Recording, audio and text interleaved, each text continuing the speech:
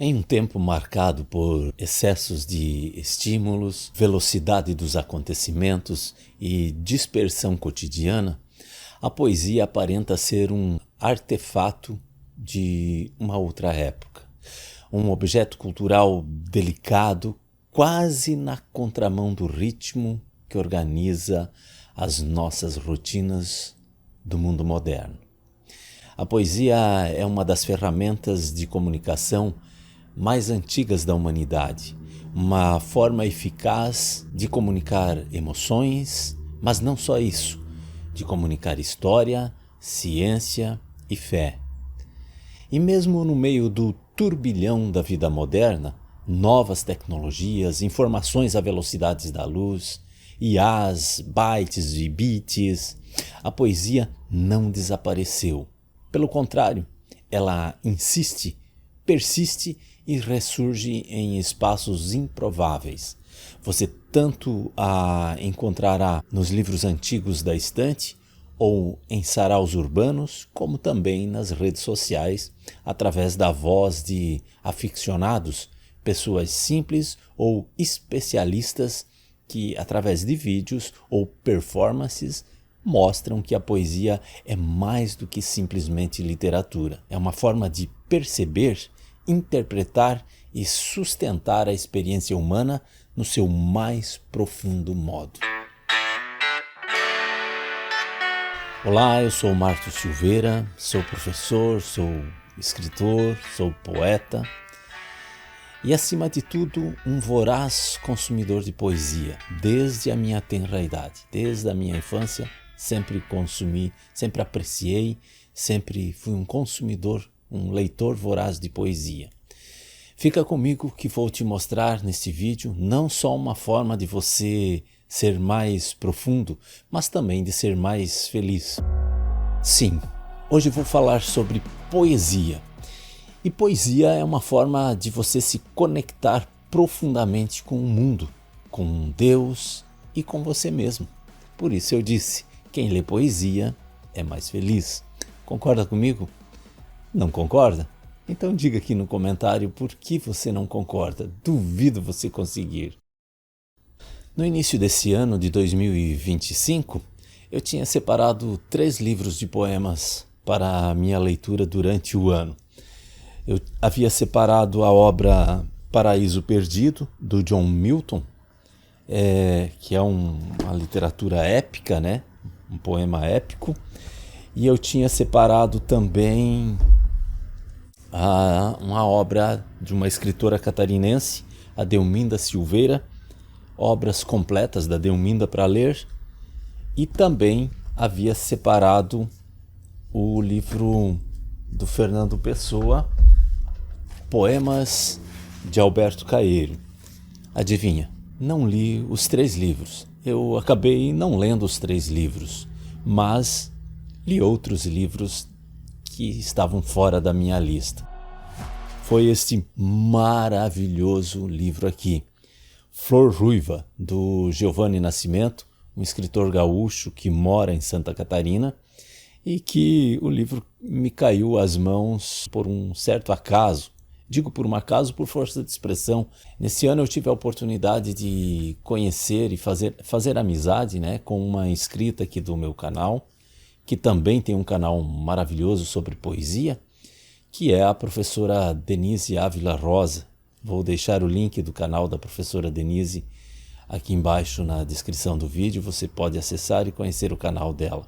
É um canal fantástico, além de trazer poesia com uma riqueza e profissionalismo fora da curva.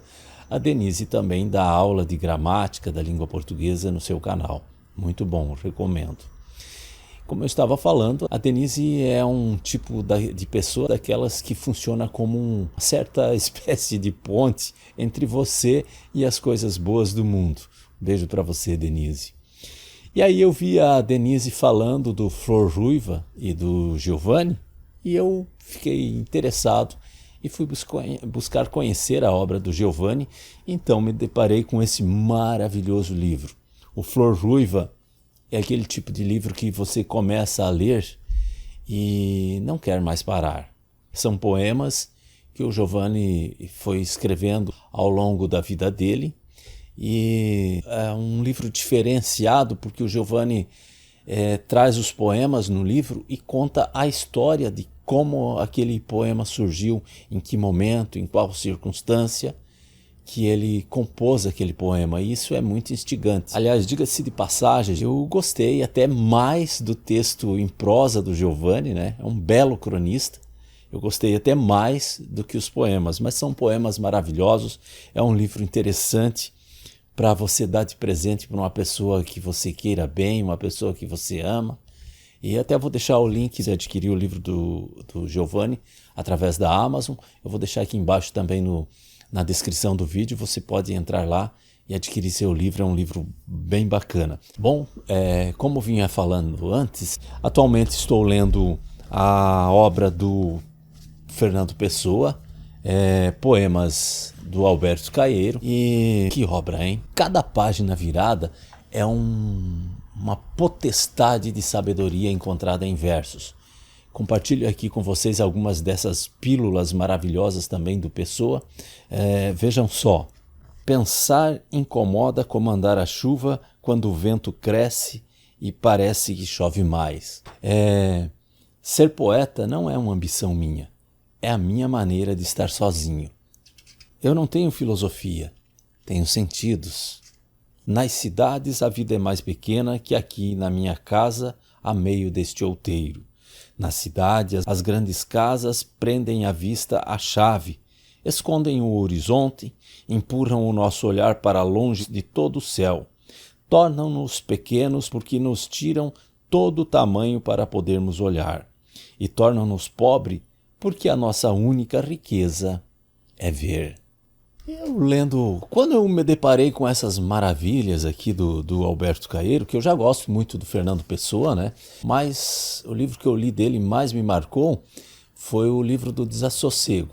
Mas aí eu lendo aqui os poemas de Alberto Caeiro e surpreso com essa beleza literária e poética do Fernando Pessoa, foi aí que eu pensei em fazer esse vídeo. Pensei, poxa, preciso gritar para esse povo que a poesia pode salvar o mundo. Ou, se não, que não salve o mundo, mas que salve a tua vida. Já vou trazer uma reflexão e você vai entender comigo durante esse vídeo por que a poesia é um recurso que pode salvar a tua vida. E aqui, obviamente, eu estou usando a palavra salvação num sentido figurado, porque não é uma salvação do modo das que pregam os políticos em épocas eleitorais, mas uma salvação autofágica, quem sabe? Uma salvação que nos salve de nós mesmos e da nossa ignorância de pensar. Sim, a gente não sabe pensar. E aí, como o próprio Fernando Pessoa fala, aqui no livro Poemas de Alberto Caeiro, pensar incomoda como andar na chuva. Agora está na moda a tal filosofia dos estoicos. Eu gosto do estoicismo, não é nada contra ele, né? Mas é porque virou modinha ser estoico. E há tanta sabedoria nos versos da poesia, mas é uma sabedoria que não está ali como uma gema numa vitrine, como as belas tiradas estoicas que nos encantam. A sabedoria da poesia está como uma pérola que precisa ser buscada, extraída vagarosamente para não perder o encanto, ser polida e ser usada de forma distinta de outras sabedorias que são exibicionistas. O poeta e ensaísta Bruno Tolentino afirma que a poesia não é uma decoração da alma, mas um instrumento de profundidade. Ou seja, a poesia não é para te fazer um afago, ela é para te fazer incomodar-se, inquietar-se. Para ele, para Tolentino, a poesia é uma forma de conhecimento, porque a poesia, quando lida com atenção, desloca o leitor e devolve-lhe consciência, desperta-o para os aspectos da existência que no cotidiano passam desapercebidos. O Tolentino ainda lembra que a poesia sempre existiu como manifestação essencial da humanidade. Antes dos jornais, antes de livros, já havia canto, ritmo, memória e narrativa poética. Essa raiz antiga parece explicar por que, mesmo quando o mundo gira rápido, a poesia ainda resiste. Há algo nela que conversa com uma camada profunda da vida, uma região que ainda precisa de silêncio, pausa e contemplação para existir plenamente. E aí entra a ciência da declamação. Algo mágico acontece numa declamação. Há nela ritmo, entonação, pausas e respiração, que são elementos que juntos compõem uma declamação. É o que se chama de corpo de voz. Ler um poema em voz alta não é apenas pronunciar palavras, é permitir que o texto ganhe materialidade, que atravesse a superfície da página e se torne presença. Na declamação, cada escolha importa. Uma pausa mais longa pode revelar uma tensão emocional escondida entre os versos. Uma leve mudança de entonação pode transformar um sentimento de melancolia em esperança. O ato de ler poesia é performático, né? Envolve o corpo, a voz, a escuta e, principalmente, a abertura do leitor para o texto. E aqui eu destaco porque muitos leitores acreditam não entender poesia. Esse mito, né? Eu não gosto de poesia porque eu não consigo compreendê-la. Mas parte dessa sensação da não compreensão da poesia vem de uma leitura apressada, aquela que tenta capturar o poema com a mente, mas que esquece o corpo. Escutar um poema, sentir sua cadência, acompanhar a musicalidade das sílabas, é um caminho para romper a barreira da incompreensão desse tipo de texto. Há algo quase ritualístico nesse gesto de ler poesia em voz alta. É como se o leitor emprestasse os seus órgãos ao poema, oferecendo-lhe respiração, ritmo cardíaco. Um poema recitado tem outra densidade, ganha altura, vibração e eco. É nesse espaço que ele muitas vezes revela seus sentidos mais profundos. E aí eu me arrisco a dizer mais, nessa compreensão do texto poético, nesse ritual de leitura e compreensão do que se leu, é que pode haver um milagre para a cura dos nossos pensamentos desalinhados. É como se houvesse uma volta à ancestralidade.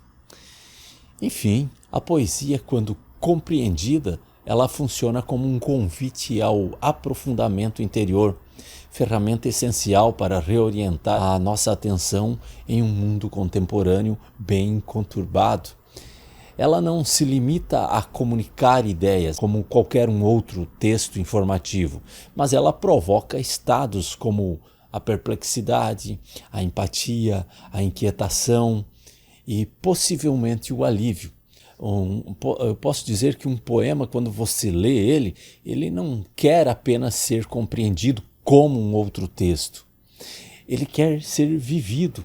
Então, ler poesia é exercitar uma forma sofisticada de sensibilidade. O leitor precisa se aproximar do texto como quem caminha por uma rua ou por um parque que ainda não conhece e caminha olhando, farejando, tateando, e cada detalhe é visto de uma perspectiva nova, inovadora e diferenciada. Assim como num parque, cada caminhante descobre uma nuance diferente, uma planta diferente, uma árvore diferente, um arbusto diferente, uma flor diferente. Assim também é um poema, né? Quando cada leitor lê, tem uma leitura diferenciada pela expectativa, pelo viés do olhar do leitor. Então, cada texto vai levar uma experiência diferente para cada leitor diferente.